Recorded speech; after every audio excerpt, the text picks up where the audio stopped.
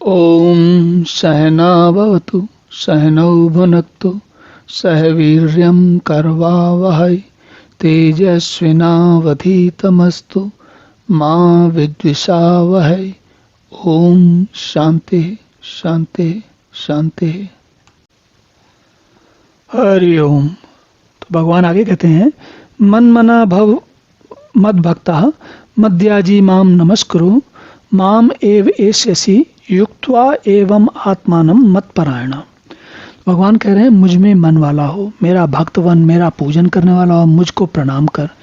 इस प्रकार आत्मा को मुझ में नियुक्त करके मेरे परायण होकर तो मुझको ही प्राप्त होगा। तो जो कुछ उन्होंने भगवान ने अभी तक कहा है उसी को एक बार फिर से पुनः दोहरा देते हैं। इस अध्याय का ये अंतिम श्लोक है और एक प्रथा भी होती है कि जब बात पूरी होने लगती है तो एक बार फिर से उसको संक्षेप में बताया जाता है। तो भगवान क्या कह रहे हैं, संक्षेप में क्या बता रहे हैं कि मन मना, मुझ में मन वाला हो, मद भक्तो, मेरा भक्त बन, मद्याजी, मेरा पूजन कर, माम नमस्कुरु, मुझको नमस्कार में प्रणाम कर, मामे वैश्यसी, मेरी इसी आत्मा को मुझ में नियुक्त होकर, मेरे परायण होकर तो मुझको ही प्राप्त हो। माम एवस्यसि, मुझको ही प्राप्त हो। युक्त एव मात्मानम, आत्मा को मुझ में युक्त कर, मुझ में परायण कर दे, और माम वैश्यसि, मुझको प्राप्त हो।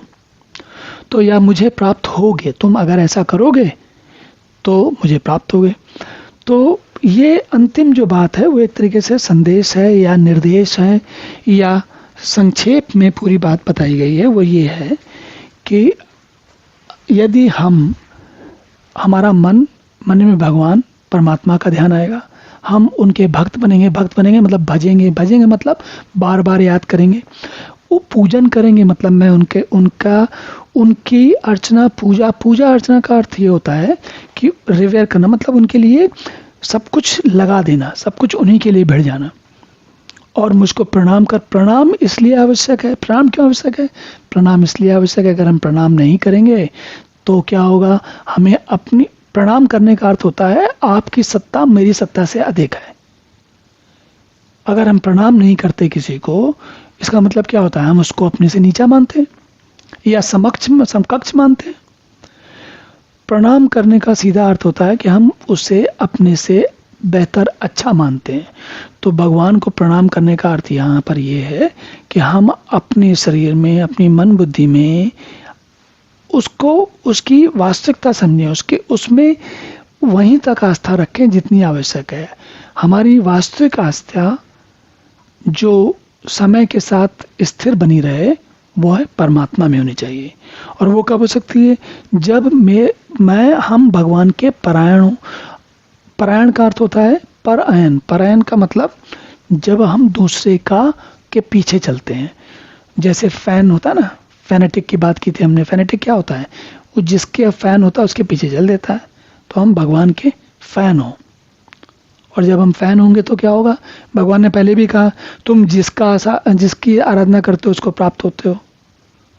तो अगर मेरी आराधना करोगे तो मुझे प्राप्त होगे, ये इसमें तो कोई संशय की बात ही नहीं है। तो इसके साथ ही हम इस अध्याय की समाप्ति करते हैं। और इस अध्याय में विशेष बात जो थी वो ये समझने वाली थी कि भगवान ने, देखिए बार बार भगवान कहते हैं कि मैं तुम्हें बताऊंगा और संक्षेप में बताऊंगा और पूरा पता चल जाएगा, एकदम बात समझ में आ जाएगी। इस अध्याय के शुरुआत में भगवान ने कहा था कि संक्षेप में बताऊंगा और पूरी बात समझ में आ जाएगी और पूरी बात बताऊंगा। तो आप अनुभव करेंगे कि इस अध्याय में भगवान ने बहुत कुछ बता दिया। और अगर हम इस अध्याय को ध्यान से पढ़ें, ध्यान से उसका बार बार मनन करें तो हमारी स्थिति क्रमशः बहुत सुधर सकती है।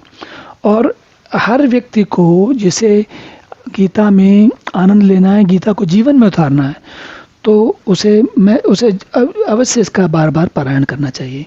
चलिए अब यहीं रुकते हैं, इसके बाद अगले अध्याय में पुनः मिलेंगे।